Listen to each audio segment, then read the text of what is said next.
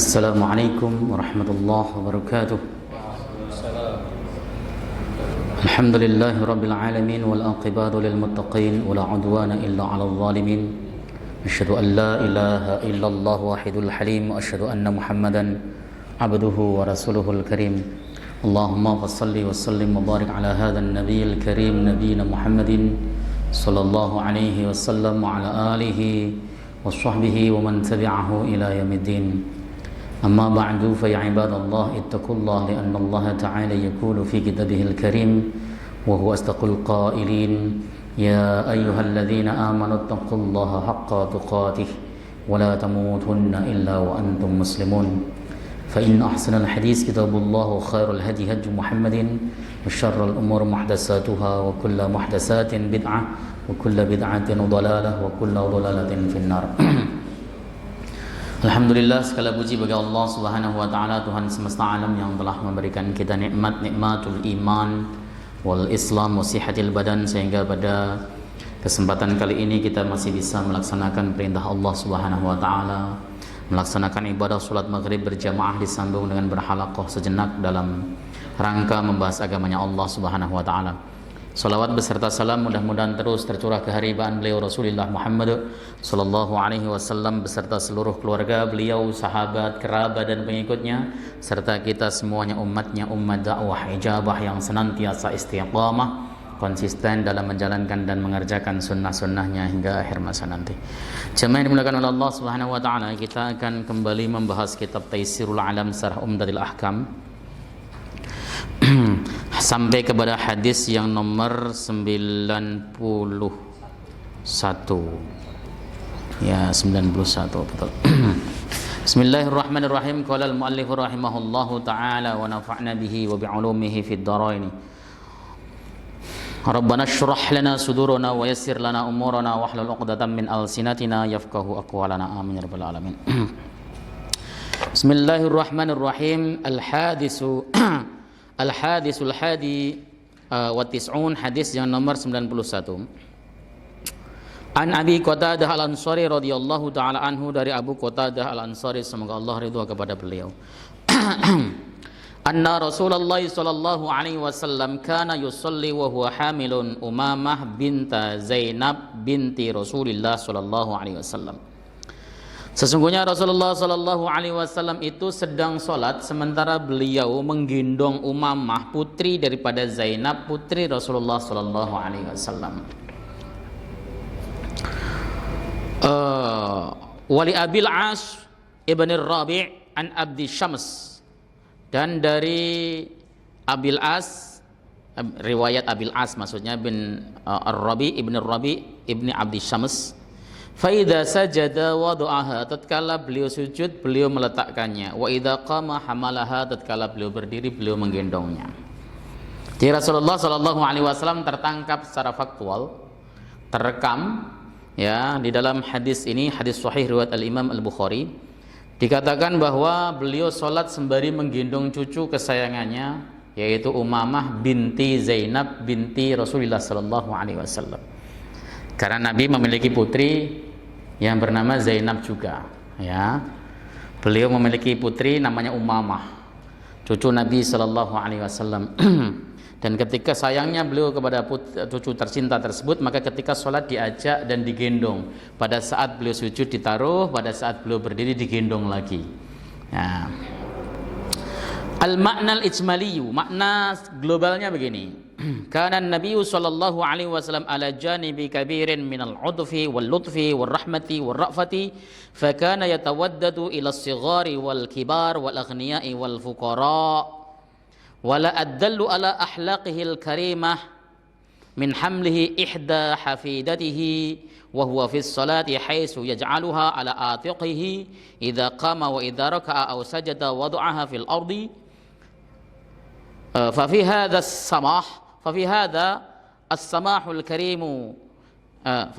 السماح الكريم تشريع وتسهيل لأمة المحمدية. Jadi Nabi itu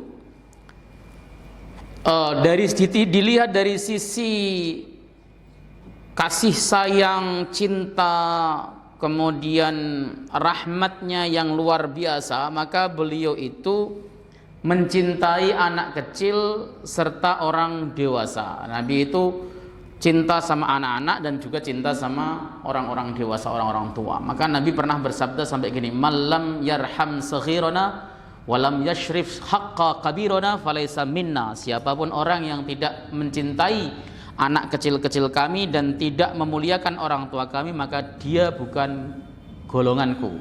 Itu bukti bahwa Nabi memang mencintai orang, tidak pandang tua, nggak pandang kecil, semua dicintai, tapi proporsional. Cinta kepada anak kecil itu adalah rahmat, sementara cinta kepada orang dewasa, orang tua itu lebih tua dari beliau adalah tasyrif atau memuliakan. Beliau juga mencintai orang kaya dan juga mencintai orang miskin. Orang-orang fakir dicintai Rasulullah sallallahu alaihi wasallam. Dan tidak ada sesuatu pun yang bisa menunjukkan tentang akhlak Nabi sallallahu alaihi wasallam yang mulia dibanding dengan beliau menggendong salah satu cucunya sementara beliau itu dalam keadaan sholat. Itu kan cinta luar biasa. Ya. Mungkin sambil ngomong lah ceritanya, berdatang waktu sholat Nabi Shallallahu Alaihi Wasallam membawa cucunya langsung dibawa ke masjid. Nabi sholat jadi imam, kemudian pada saat beliau berdiri itu cucu digendong, pada saat beliau sujud ataupun ruku itu ditaruh. Ini tasyrik bagi kita. Apa yang dilakukan Nabi Shallallahu Alaihi Wasallam itu pendidikan bagi kita, supaya kemudian setelahnya, setelah Rasulullah wafat, apabila dijumpai kasus semacam itu, seorang ibu yang pengen melaksanakan sholat, ya sementara anaknya rewel, ini bisa jadi opsi.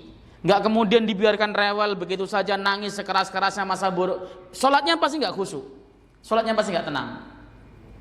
Atau seorang bapak yang mungkin istrinya lagi sibuk, dia harus ngomong anaknya dibawa sholat, ya biasa saja, meskipun di dalam sholat berjamaah sekalipun. Ya, digendong, habis digendong kemudian diturunkan. Ya. Pada saat sujud, pada saat rukuk, dalam riwayat lain bahkan Rasulullah itu ketika sujud, Sayyidina Hasan dan Sayyidina Husain itu mainan di punggung Nabi Shallallahu Alaihi Wasallam. Pada saat sujud, namanya juga anak-anak, lihat ada orang sujud begitu dinaikin. Nabi Shallallahu Alaihi Wasallam tidak segera mengangkat kepalanya. Karena apa? Karena rahmat, sayang kepada cucunya. Kalau diangkat jatuh dia, maka ditunggu sampai turun, baru kemudian Rasulullah Sallallahu Alaihi Wasallam bangkit. Ini wujud cinta dan sayang beliau kepada anak-anak kecil.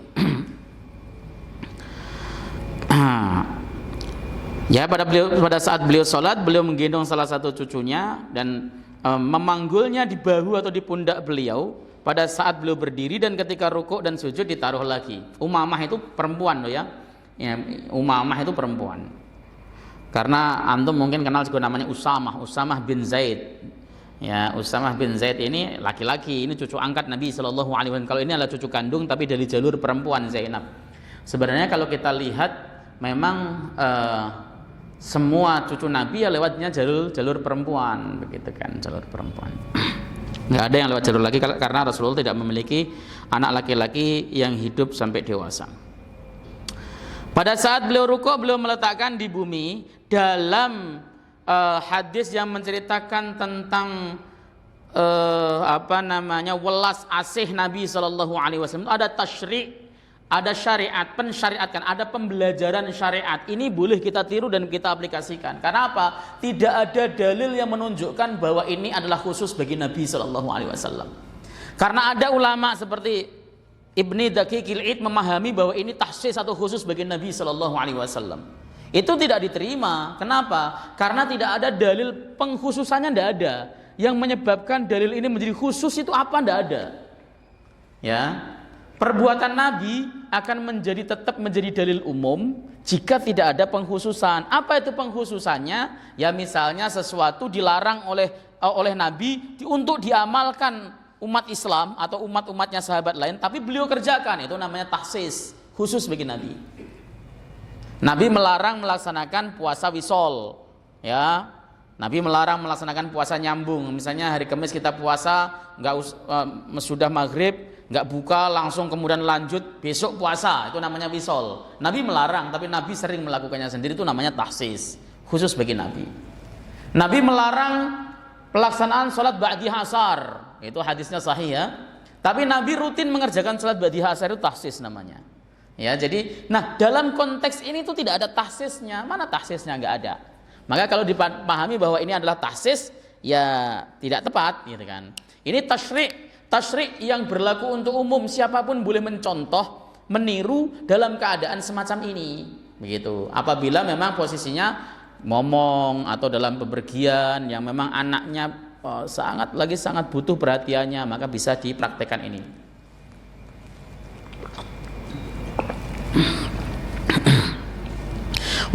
Watashilun, dan tashil itu ya mempermudah li ummatil Muhammadiyati, bagi umat Nabi Muhammad sallallahu alaihi wasallam. Jadi hakikatnya Pak, semua syariat Islam itu mudah, tashil, tidak ada yang sulit. Enggak ada yang sulit. Yang sulit pasti ada wadha'nya, Misalnya contoh pelaksanaan haji, walillahi 'alan nasi hijjul baiti man istata'a ilaihi sabila. Walillahi 'alan nasi hijjul bait, ya. Wajib atas manusia yang menjadi hak Allah adalah pergi ke Mekah, ke Baitullah untuk melaksanakan haji. Tapi kemudian ada man istata'a ilaihi sabila, bagi siapa orang yang memang mampu untuk menempuh jalannya. Sebenarnya kalau dipikir sulit syariat haji itu, tapi kemudian menjadi mudah karena apa? Ini khusus bagi orang yang mampu. Tidak ada syariat Islam yang kemudian memaksakan harus begini, harus begitu, enggak. Sholat misalnya yang rutin, kita mengerjakan sholat, itu rutin kan 5 waktu. Waktu-waktunya juga pada waktu-waktu yang mudah, yang ringan. Kenapa jadi berat? Karena nafsu tidak pernah setuju kita melakukan ibadah, itu persoalannya. Saya kok setuju dengan pendapat Al-Imam Al-Ghazali di dalam kitabnya Minhajul Abidin. Beliau mengatakan musuh manusia itu ada 4. Yang pertama setan. Mana ada setan itu mau kalau kemudian kita ajak melaksanakan sholat, kita sholat, setan pasti nggak setuju, ya. Kita rajin ke masjid, setan pasti nggak suka, maka dibujuk-bujuk, ditipu-tipu, ya, diganggu supaya tidak jadi ke masjid. Kalau tidur ditiupin supaya nggak bangun, itu serius, itu syaitan radhiyallahu alaihi. Yang kedua, musuh kedua ya nafsu yang ada pada diri kita sendiri. Nafsu itu adalah condongnya jiwa untuk menentang syariat, itu nafsu. Innan nafsa la'ammaratun bisu, sesungguhnya nafsu selalu memerintahkan pada perbuatan buruk. Itu musuh manusia. Maka ketika kita mau melaksanakan amaliyah baik apapun, nafsu nggak akan pernah ridho, nggak pernah mau nurut. Yang ketiga kan pandangan manusia atau orang-orang. Kalau kita sholat ibadah dilihat banyak orang, itu berpotensi rusak ibadah kita. Maka manusia dianggap sebagai musuh bagi diri kita sendiri. Kita sholat nih misalnya, ya, yang lihat kita banyak, atau pas lagi kita ngaji yang mendengarkan suara kita banyak misalnya, itu bisa rusak ibadahnya. Kemudian yang ketiga, yang keempat adalah dunia itu memang bisa merusak, ya, merusak jadi musuh manusia. Nah, inilah yang kemudian ketika kita menjalankan syariat Islam yang mudah sekalipun itu jadi berat. Kenapa? Karena ada 4 musuh ini. 4 musuh ini luar biasa. Waktu sholat tiba-tiba yang gojek masuk tarikan cengling, narik dulu pas sholat dulu, narik aja lah ntar sholat demikian. Lah itu kan orang karena terbujuk sama dunia, sama setan, sama nafsu. Banyak Pak faktornya, ya. Makanya tidak ada satupun syariat Islam yang memberatkan. Tashil, Nabi itu mempermudah, nggak mempersulit. Kalau ada orang zaman sekarang kok sukanya mempersulit agama Islam, itu salah memahami perspektif agama dengan baik. Agama mudah kok. Agama itu memang menyenangkan, sehingga orang itu ketika berislam itu ya menyenangkan, mudah agama itu, ya. Contoh, di dalam hadis Sahih Bukhari, Rasulullah Shallallahu Alaihi Wasallam pernah menjamak antara sholat zuhur dan sholat asar. Beliau tidak dalam keadaan safar, enggak dalam keadaan hujan, dan juga tidak dalam keadaan sakit. Beliau menjawab. Di dalam riwayat Imam Nasai, Nabi menjelaskan bahwa itu dilakukan adalah sebagai rahmatan lil ummati, sebagai rahmat bagi umatku. Ini kan opsi. Ini pilihan, ini solusi. Bagi siapa? Bagi orang-orang Jakarta yang sekarang kalau ngadain pesta pernikahan itu antara jam setengah 12 sampai jam setengah 3 atau jam 3. Itu solusi. Baca Fathul Bari. Ya, meskipun para ulama menegaskan ini tidak boleh dilaksanakan secara rutin, tapi itu solusi betul. dalam keadaan eksidental. Itulah Islam. Islam itu mudah. Jadi sulit karena kita mempersulit diri. Karena hadir 4 kelompok yang menjadi musuh kita tadi. Seperti itu ya. Jadi ini tasyrik. Kalau tasyrik berarti boleh untuk kita tiru. Ikhtilaful ulama, perbedaan-perbedaan ulama. Ini akan kita bahas perbedaan-perbedaan ulama. Aurada Ibnu Daqiqil Id ta'wilatan katsirah ba'idan li hadzal hadis. Ibnu Daqiqil Id, ini Ibnu Daqiqil Id itu seorang ulama besar dalam mazhab Syafi'i, ulama kenamaan di Baghdad ya. Seorang faqih, pakar hadis dan sebagainya. Beliau melakukan atau mendatangkan takwil bermakna tafsir daripada hadis ini banyak sekali dan itu jauh dari makna hadis sesungguhnya. Kenapa kok kemudian ditakwil jadi jauh? Karena dalam perspektif mazhab Syafi'i bergerak 3 kali itu batal. Anda sholat bergerak 3 kali mutawaliyat, berturut-turut, ya batal sholatnya. Sholat kita Allahu Akbar kemudian tangannya batal mazhab Syafi'i. Ya, ini diingat-ingat. Dalam konsensus fikih Syafi'i, orang bergerak 3 kali berturut-turut itu batal. Kalau tidak berturut-turut tidak. Makanya kemudian ketika ada hadis yang sulit untuk diterima kalau enggak bergerak lebih dari 3 kali, ditakwil, diberikan pandangan lain. Ya. Seperti contoh ada sebuah kitab Syarah Bulughul Maram namanya Misbakhul Dhalam Syarah Bulughul Maram min Adillatil Ahkam, yang ngarang adalah ulama bermadzhab Syafi'i. Ketika menerangkan hadis Nabi membukakan pintu Sayyidah Aisyah, itu diartikan posisi pintunya dekat, geraknya terputus-putus karena sebab kalau jalannya 3 kali batal. Dalam perspektif Syafi'i, maka kemudian diberikan takwil seperti itu. Jadi Ibnu Daqiqil Id ini beliau memberikan takwil supaya tidak bertabrakan dengan kaidah madhabnya, madhab al-Imam Syafi'i. Tapi menjadikan makna hadis Sahih Bukhari ini kabur, nggak bisa dipahami. Lah bagaimana orang menurunkan bocah, gendong bocah di pundak tanpa bergerak lebih dari 3 kali? Nggak sulit Pak. Ini seperti itu. Minha, sebagian daripada takwilatnya adalah dakwan nasakh. Ya, dakwaan adanya pergantian hukum, nasakh mansuh, nasikh mansuh. Dan ingat, hanya di dalam fikih Syafi'ilah terkenal istilah nasikh mansuh. Nasikh mansuh itu satu hadis ketika berkelawanan dengan sebuah hadis, dua-duanya hadisnya sahih, nggak mungkin untuk dijamak, dikompromikan, nggak mungkin, nggak bisa, ya maka jalannya adalah nasikh mansuh. Dicari mana dalil yang duluan turun dan mana yang belakangan. Yang belakangan ini mengganti hukum daripada yang duluan. Itu berlaku dalam mazhab Syafi'i. Contoh misalnya, orang berbekam dalam keadaan puasa. Mazhab Ahmad batal karena memang ada nas yang mengatakan aftarus shaim aftarul hajim wal mahjum, batal puasanya orang yang berbekam dan minta dibekam. Orang yang berbekam dan orang yang membekam. Orang yang membekam dan dibekam. Gimana sih enaknya sih? Orang yang membekam dan dibekam, aftarul hajim wal mahjum, orang yang membekam dan dibekam itu batal dua-duanya. Itu hadis pertama. Muncul hadis kedua, ya. Karena Nabi sallallahu alaihi wasallam ihtajama wa huwa shaim muhrim. Nabi itu pernah minta bekam dalam keadaan dia berpuasa lagi ihram. Nah, itu hadis yang kemudian menentangnya. Berarti nggak batal dong. Mazhab Syafi'i memberlakukan nasikh mansuh. Ya, nasikh mansuhnya bagaimana? Itu hadis yang paling belakangan adalah Nabi berbekam itu. Maka sabda Nabi yang mengatakan batal tertolak dengan hadis ini, sudah diganti. Maka namanya nasikh mansuh. Yang dalam perspektif Syafi'i orang bekam itu tidak batal, puasanya hanya makruh. Tapi dalam perspektif mazhab Ahmad bin Hambal, orang berbekam itu batal puasanya karena mendasari hadis tadi tetap dijalankan. Sementara hadis yang menjelaskan tentang Nabi berbekam dalam keadaan puasa dipahami sebagai khusus, taksis. Wong Nabi melarang tapi beliau melakukan, seperti itu cara perbedaan. Karena usul fikihnya beda, maka perspektif hukumnya pun beda.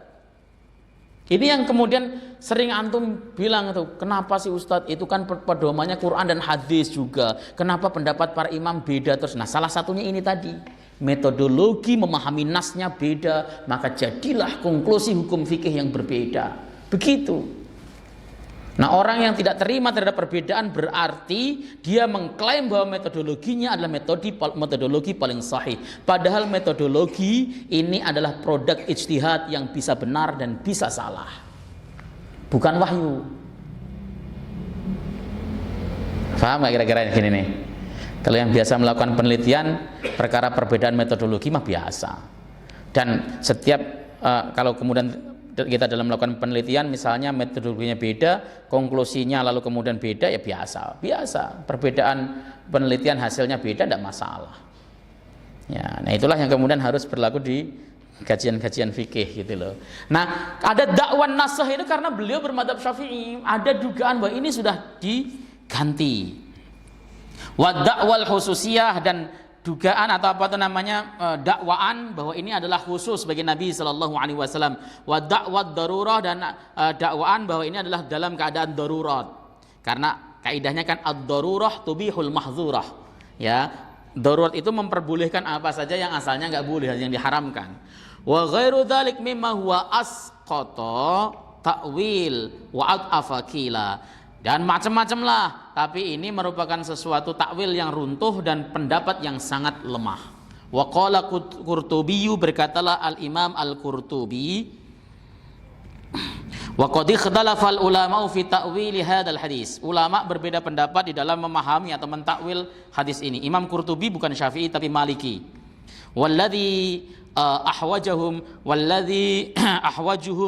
ila alladzi ila dzalika annahu amalun katsir. Dan perkara yang paling bisa dijadikan sebagai hujjah adalah sesungguhnya itu adalah termasuk perbuatan banyak. Wa qala an-Nawawi, berkata al-Imam An-Nawawi. Imam Nawawi ini adalah seorang ulama besar dalam mazhab Syafi'i. Beliau seorang pakar hadis terkenal, pengarang Syarah Sahih Muslim. Beliau adalah seorang pembela mazhab tetapi tidak fanatik. Makanya kemudian pendapatnya banyak dirujuk oleh lintas madhab karena beliau memang tidak fanatik.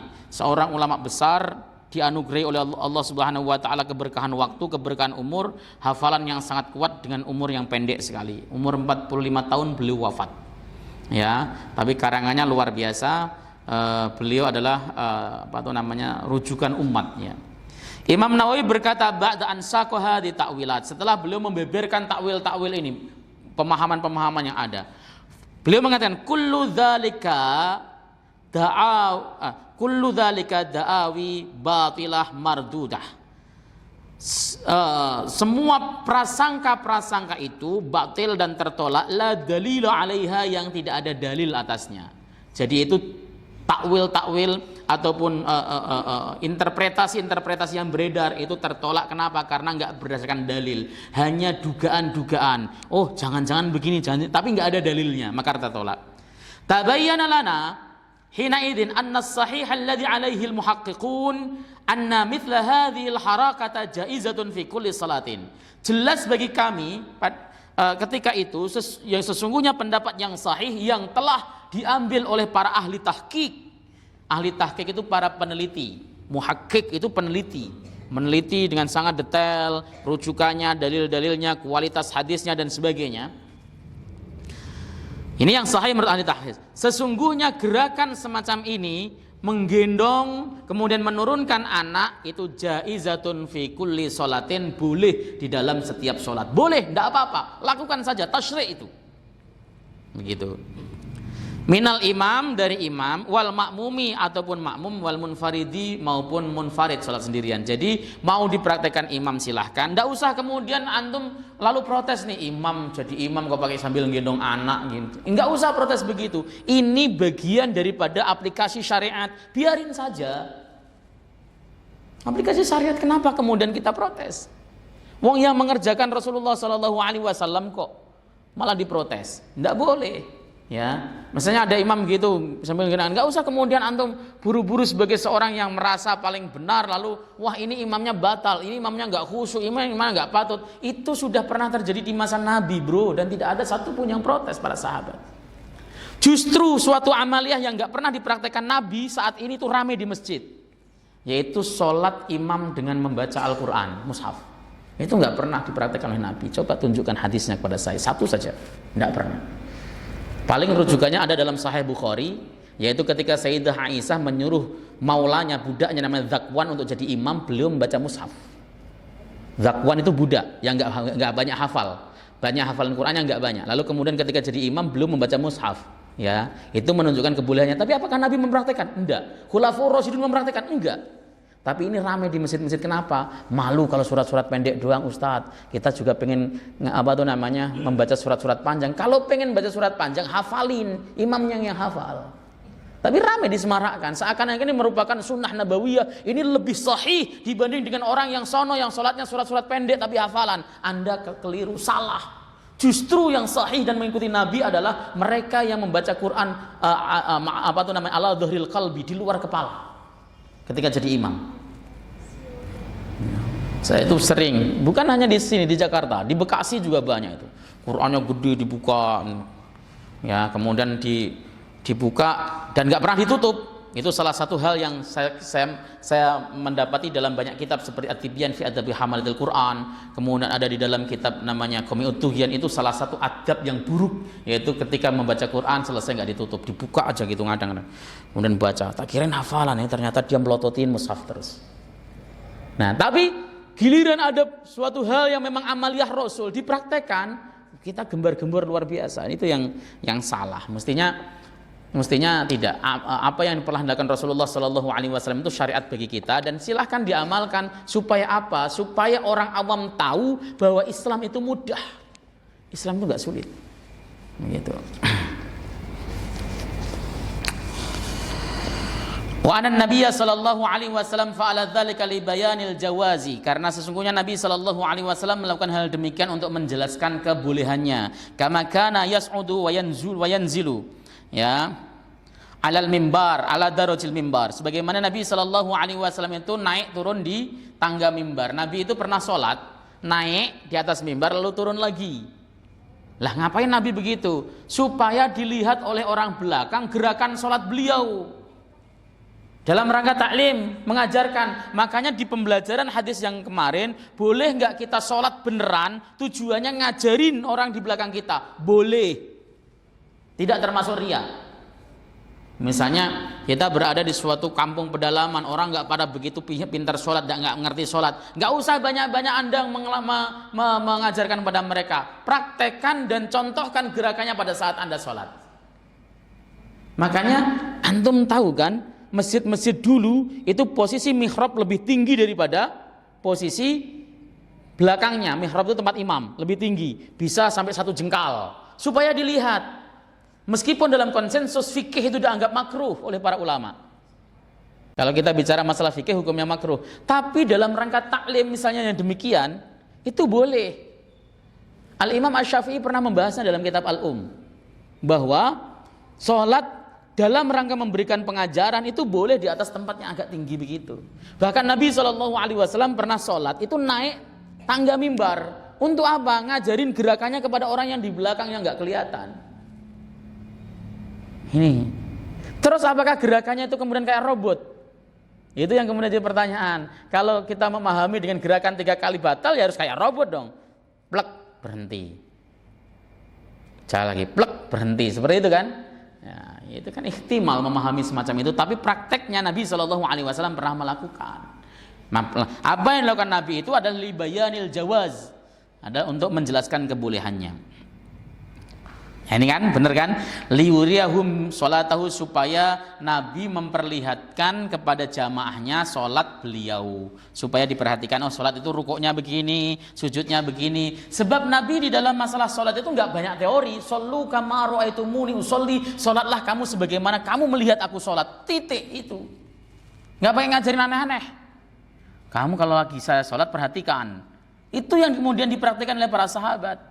Mungkin sahabat ada yang posisinya di depan, ada yang di belakang, cara memandangnya beda. Itulah yang kemudian ada varian hadis yang kelihatannya serupa tapi beda. Sampai muncul hadis tentang menggerakkan jari, ya. Itu kan sebenarnya redaksi antara dalam riwayat Imam Bazzar dan riwayat Imam Al-Baihaqi itu bunyinya hampir sama. Hanya yang pertama dalam riwayat Bazzar itu menggunakan summa yuharrikuha kemudian belum menggerakkan. Yang riwayat Imam Baihaqi adalah summa la yuharrikuha kemudian beliau tidak menggerakkan, ada tambahan la. Kenapa bisa terjadi padahal dua-duanya sahih? Ya karena pengamatan. Karena apa? Tadi Nabi mengajari dengan shollu kama ra'aitumuni usolli. Salatlah Anda sebagaimana Anda melihat aku salat. Ini namanya pembelajaran berbasis visual, ya, visual grafis yang sekarang banyak diadopsi oleh orang-orang modern. Nabi Shallallahu Alaihi Wasallam sudah menggambarkan dengan sangat baik. Kita aja yang kemudian nggak mau niru, nggak mantap kalau nggak kemudian mengutip pendapat-pendapat sarjana-sarjana Barat itu, kurang dianggap sebagai seorang peneliti yang hebat. Wa kama kana yaftahu al-baba li Aisyah wa huwa fi shalat. Dan sebagaimana terjadi beliau pernah membuka pintu untuk Sayyidah Aisyah sementara beliau dalam keadaan salat dibuka. Ila ghairi dzalik min al-a'mal allati la tukhillu fi shalat atau la takhullu fi shalat. Ya, dan yang lain sebagainya dari perbuatan-perbuatan yang tidak mencacat atau merusak salat. Wa yustafadu minha jawazu hadhil harakati al-yasirati lil hajat, dan diambil faedah dari itu semua, kata Imam Nawawi, bolehnya bergerak sedikit karena ada kebutuhan. Bergerak sedikit karena ada kebutuhan itu boleh, enggak terlarang di dalam sholat. Kalau enggak ada kebutuhan, misalnya apa, ngelus-ngelus jenggot itu enggak ada kebutuhan, lah ngapain? Allahu akbar. Bismillahirrahmanirrahim. Benerin baju itu enggak ada hajat. Ya.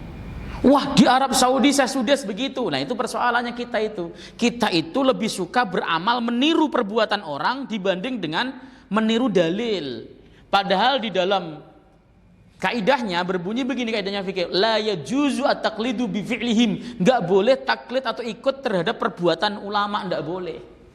Kalau perbuatannya jangan diikuti. Yang diikuti itu dalil, kaulinya, ucapannya, argumentasinya. Tapi perbuatannya tidak boleh. Contoh nih yang sering ya dipakai banyak orang lah. Ya misalnya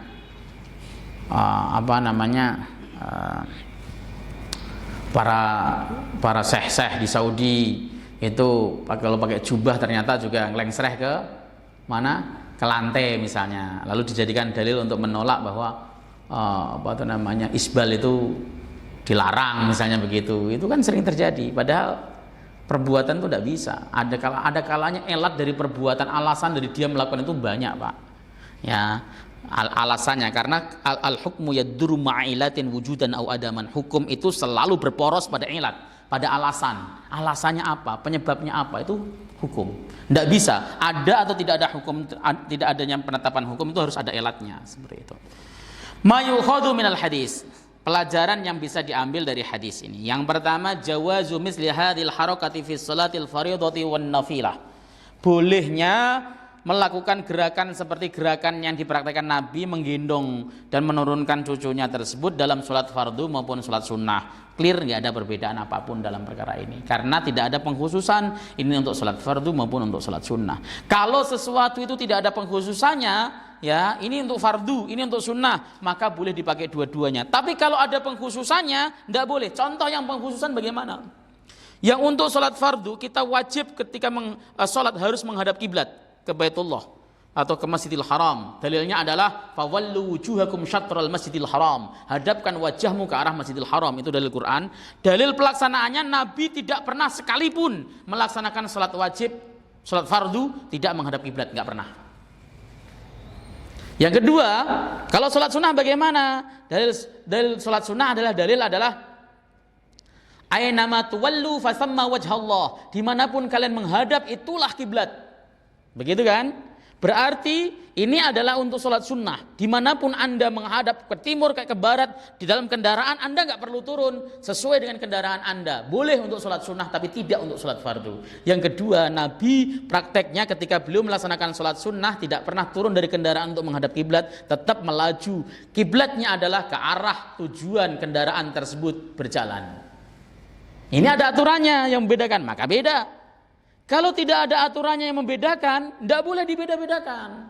Sama aturannya berlaku umum. Ya, aturannya berlaku umum. Contoh misalnya, Nabi SAW terdeteksi ketika beliau melaksanakan sholat, ya, beliau menggunakan humur. Humur itu artinya sejadah kecil. Ya, lalu kemudian ini memang penyebutan sholatnya secara mutlak, secara umum, tidak disebutkan sholat fardu ataupun sholat sunnah. Ya, tapi ada yang memahami itu adalah sholat sunnah, tapi tidak ada indikasi sebenarnya mengarah kepada sholat sunnah. Nah, oleh sebab itu, apakah kemudian di sholat fardu tidak boleh menggunakan humur? Boleh. Kenapa? Yang pertama, tidak ada dalil larangan penggunaan humur untuk melaksanakan sholat fardu. Atau ada perintah lain yang berkaitan masalah humur dalam sholat fardu? Tidak ada. Kalau begitu, ketika Nabi terdeteksi melaksanakan sholat meskipun sunnah di atas humur, di atas sajadah, maka sholat fardu pun boleh melaksanakan sholat di atas sajadah. Ini dalil yang mengatakan bahwa sholat di lantai, di karpet itu sah, nggak harus nempel di bumi. Itu yang harus kemudian antum pahami, supaya ngerti, supaya bisa oh ternyata untuk jadi sebuah hukum itu harus menggabungkan dan meneliti dalil-dalil valid. Iya Pak, betul. Sekali lagi, kenapa mereka berbeda? Yang pertama, mereka kadang menganggap satu hadis itu valid, kadang sekali lagi ulama lain menganggap tidak valid. Itu jadi perbedaan pendapat. Yang kedua, sama-sama menganggap valid, tetapi cara memahaminya beda, jadi perbedaan pendapat.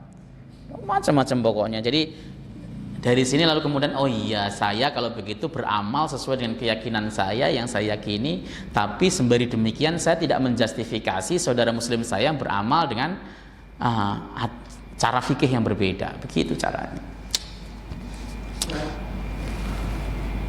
Kalau sholat wajib di kereta api tidak ada kiblat, bagaimana? Ya, itu harus sholat ya. Baik, ya. Tidak sholat wajib. Baik. Kalau kita tidak sholat wajib, pada waktu itu habis satu. Ya, baik. Ya, para ulama memahami itu termasuk sholat faqidus surut, sholat yang kurang syarat. Salah satu syarat sholat itu menghadap kiblat. Ketika dia tidak menghadap kiblat, maka disebut faqidus surut, kurang syarat. Orang melaksanakan sholat kurang syarat itu disebut dengan sholat dihormatil waqt, menghormati waktu. Tetap wajib sholat, tetapi harus muaddah. Siapa ulama yang mengharuskan muaddah? Satu, Al-Imam An-Nawawi. Kalau ulama kontemporer, Syekh Muhammad bin Shalih Al-Utsaimin. Saya pernah bertanya kepada seorang mufti Madinah. Beliau mengatakan bahwa ya sebaiknya muaddah. Muaddah itu mengulang, meskipun ada juga di dalam Syarah Bulughul Maram min Adillatil Ahkam itu dijelaskan bahwa ada ulama yang berfatwa tidak perlu muaddah karena itu termasuk sholat dalam kondisi khusus. Ya silahkan, boleh mengulang, boleh tidak. Kalau saya pribadi saya milih mengulang. Kenapa? Lebih hati-hati. Begitu Pak ya. Kita sampai di tempat kita ulangi lagi ya Pak. Ya kalau mengikuti pendapat An-Nawawi ataupun mengikuti pendapat Syekh Muhammad bin Shalih Al-Utsaimin. Tapi kalau mengikuti pendapat di dalam Syarah Bulughul Maram itu ya tidak usah mengulang. Itu opsional ya menurut saya sih. Iya, cukup di jalan tadi. Iya. Kita ada sholat apa saya lupa. Ya, itu salah satu kendala yang ada pada pelaksanaan haji dan umroh, itu sholatnya. Betul. Karena kalau kita tidak melakukannya Dosa lah, betul. sudah habis. Ya, betul. Ya, begitu tadi jawabannya. Saya lanjutkan ya. Ya, jadi itu tadi bolehnya bergerak ya, seperti gerakan yang diperhatikan Nabi, baik sholat fardu maupun sholat sunnah, minal imam wal ma'mumi wal munfaridi, baik itu imam, dari imam, makmum ataupun munfarid, walau bila daruratin ilaiha, meskipun enggak ada darurat. Kemudian hadza qaulu muhaqqiqil ulama, ini merupakan pendapat ulama-ulama ahli tahqiq. Yang nomor 2, jawazu mulamasati wa hamli man tuzannu juga boleh, atau man tuzannu najasatuhu. Boleh untuk memegang dan menggendong orang yang diduga membawa najis. Namanya anak kecil. Kita nggak tahu anak kecil itu, kita yakini anak kecil itu nggak pintar untuk menjaga dirinya dari najis. Ya, pipisnya, kemudian duduknya, nggak ada anak kecil itu bisa langsung kemudian ini najis, nggak tahu. Orang yang dewasa aja banyak nggak tahu ya. Makanya di sini boleh memegang dan menggendong orang yang baru diduga, kecuali tahqiq, dia memang bawa pampers dan penuh, nggak boleh, karena itu ada najis. Tapi kalau diduga, lah ini jangan-jangan tadi pipis di sini, Anda nggak yakin, gendong saja boleh, meskipun dalam keadaan salat. Makanya dalam perspektif fikih, ketika Anda pengen membawa anak Anda ke masjid, harus dicebokin dulu sampai bersih, bawa ke masjid. Kalau memang dia belum tamziz, belum bisa untuk pipis sendiri, bawain pampers. Kalau dia kencing di masjid, orang tuanya yang dosa kalau nggak pakai pampers. Gitu. Nah selebihnya habis itu kemudian boleh digendong. Ketika digendong kita mau sholat, kita misalnya lihat pampersnya kok nggak basah, misalnya gendong. Ya, dengan baik itu tidak membatalkan. Ya, kalau tidak, kalau kita memaksakan menggendong sementara kita yakin dia ada najis, maka itu termasuk hamlun najasah, batal sholat kita. Begitu. Ya, baik. Lanjut. Ya, taghliban lil asli wa huwa taharah. Ini kan sebenarnya sesuai dengan kaidah fikih ya, al aslu baqa'u ma kana ala ma kana. Hukum asal itu ya sesuatu itu tetap seperti semula, ya nggak akan berubah. Misalnya contoh, ada air, kita tahu air tersebut itu suci, ya nggak ada perkara najis, kita tahu suci karena itu air habis nadain hujan. Tiba-tiba kita pergi keluar masuk, ada anjing keluar dari rumah kita misalnya, atau dari halaman rumah kita yang ada airnya tersebut, kita nggak usah kemudian wah jangan-jangan najis, jangan-jangan dijilat, nggak usah. Al aslu baqa'u ma kana ala ma kana. Hukum asalnya tetap suci, ya. Atau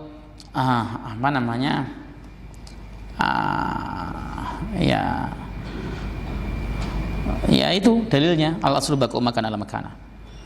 Kemudian yang ketiga, tawadhu'un Nabi sallallahu alaihi wasallam wa lutfi khuluqihi wa rahmatihi. Nah, tawadhu'nya Nabi sallallahu alaihi wasallam dan rembutnya akhlak beliau serta kasih sayang beliau. Nabi tawadhu sekali.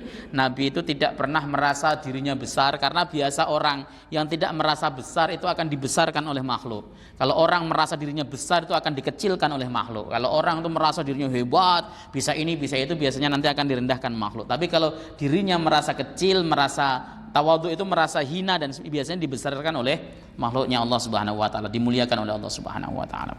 Oke, saya lanjut lagi. Sudah waktu isya ya? Belum ya? Nanggung masalahnya, ini ada 4 faidah. Faidatun qasama ba'dul ulama'i al-harakata fi sholati ila 4 aqsamin, ya. Khal bis istiqra' wa tatabbu' min nususi syari'.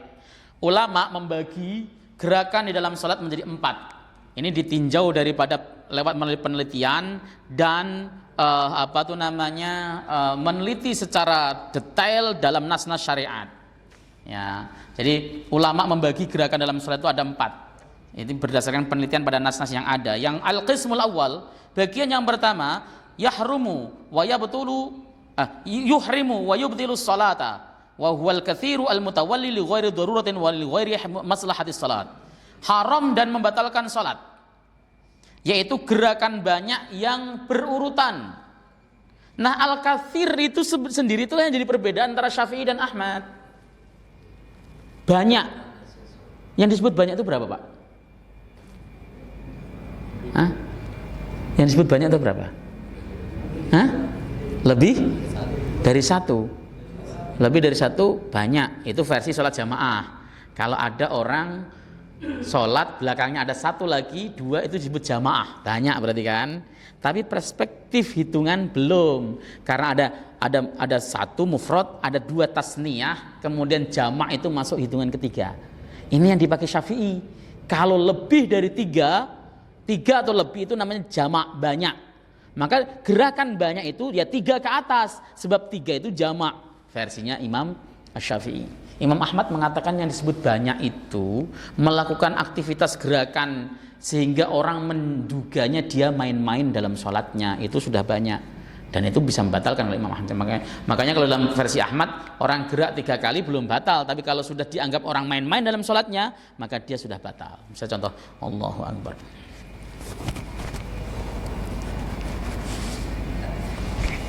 Krek-krek, kan ada begitu tuh, ya.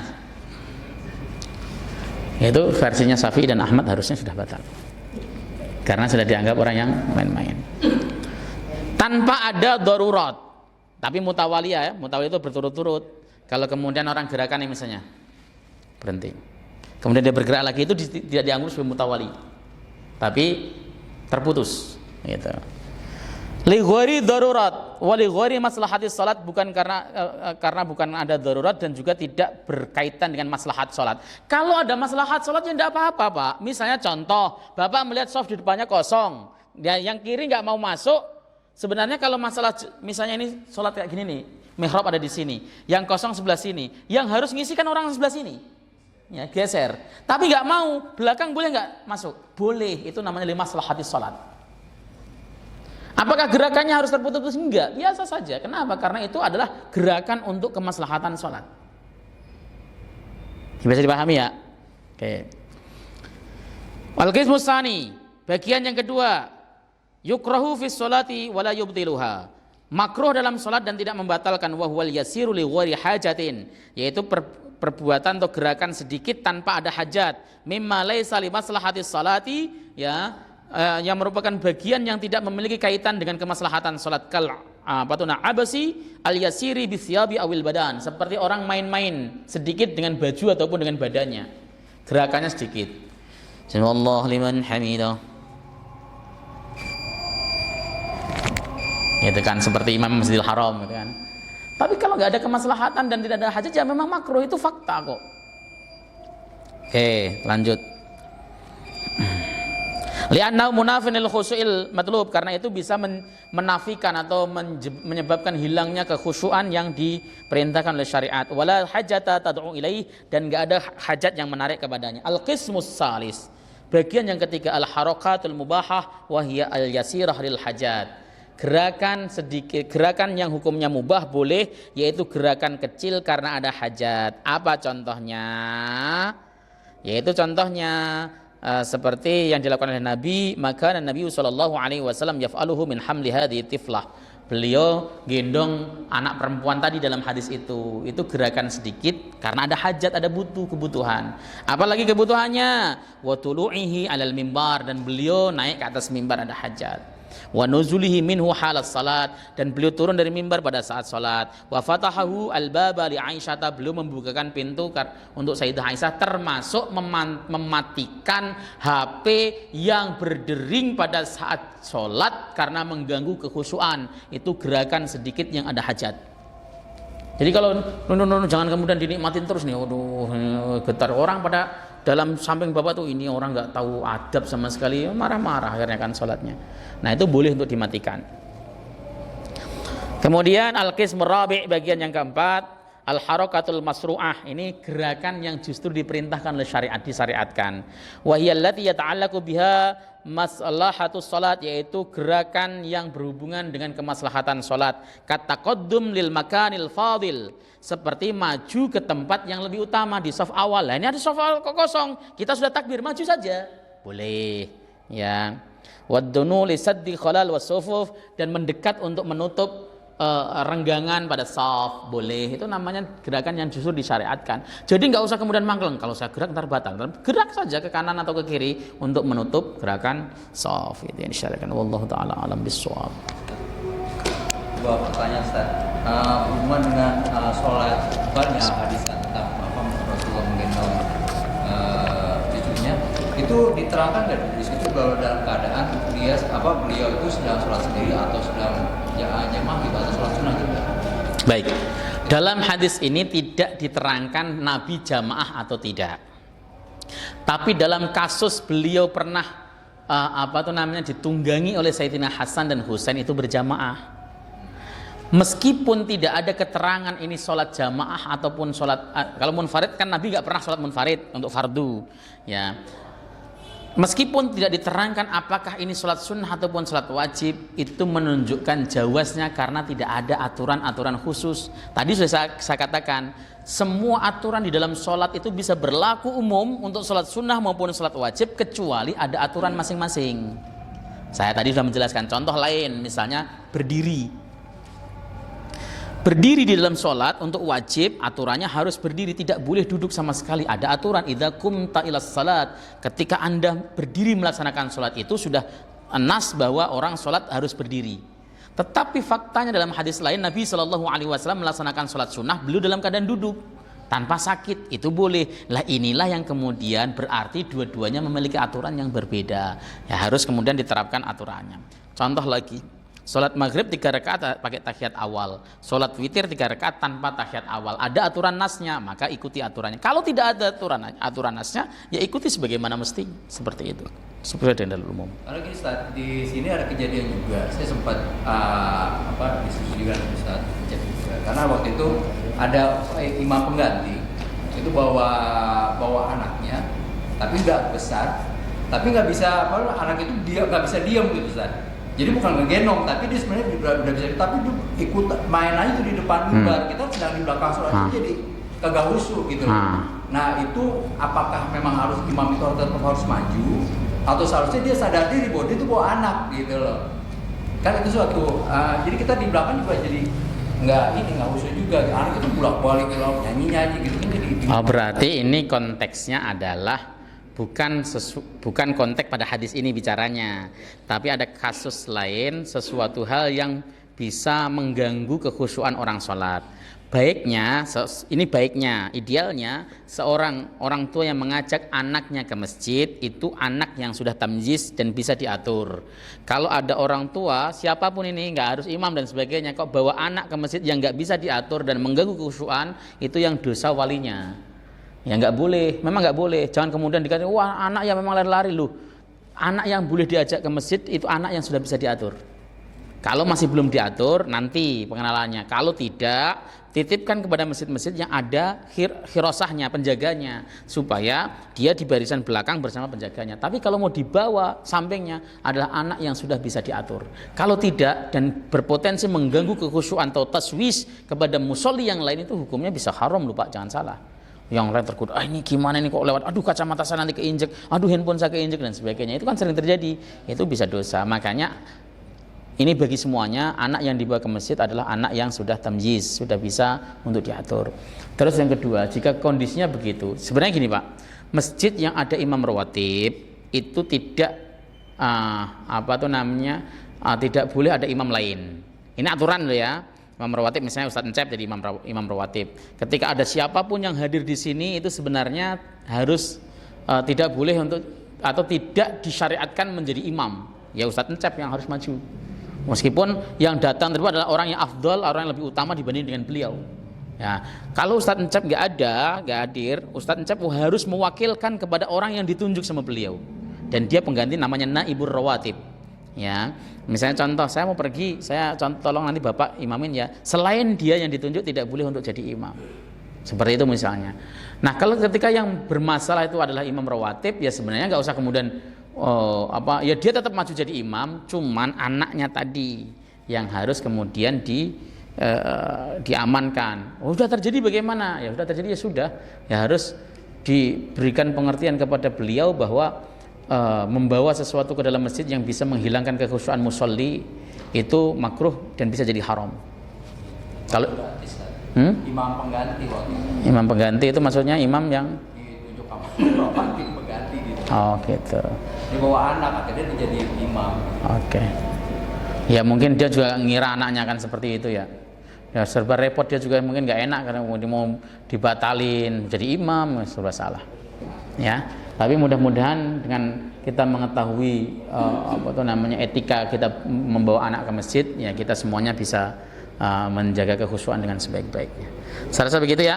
Yang kedua apa tadi? Udah ya, itu aja. Saat itu orang dewasa di depan, anak-anak di belakang, atau mulai Ya. Ya. Baik. Aturan idealnya begitu. Laki-laki dewasa depan, anak kecil laki-laki di belakang. Aturan ideal. Tapi jika ada orang tua membawa anaknya masuk ke dalam shaf dan anak ini adalah anak yang nurut sudah mumaziz, itu tidak memutuskan shaf, nggak memutuskan shaf. Ya hasilnya boleh aja gitu kan. Cuman repotnya ketika kemudian anaknya tersebut lari-lari, sampingnya mau nutup, anaknya balik lagi ke situ. Begitu itu persoalan. Nah, ada masjid yang DKM-nya memberikan teguran, orang tuanya marah-marah gitu, ada yang gitu. Yang sebenarnya serba salahnya ya karena orang tuanya nggak mau diajak ngaji. Kalau seandainya mau ngaji, insya Allah kebuka. Untuk membuka mindset itu harus ngaji. Ya idealnya, sunnahnya memang begitu. Ya. Ada orang dewasa bawa anaknya main-main. Ya. Maju. Ya. Ya sebenarnya tujuannya baik ya untuk mengajari anak ke masjid, tapi ya itu tadi ada aturannya, bukan enggak yang penting diajak begitu. Betul. Insya Allah begitu, itu yang ideal. Oke, tutup ya, sudah masuk waktu isya. Kita tutup menghafal majelis. Subhanakallahumma wa bihamdika asyhadu an la ilaha illa anta astaghfiruka wa atubu ilaik. Assalamualaikum warahmatullahi wabarakatuh.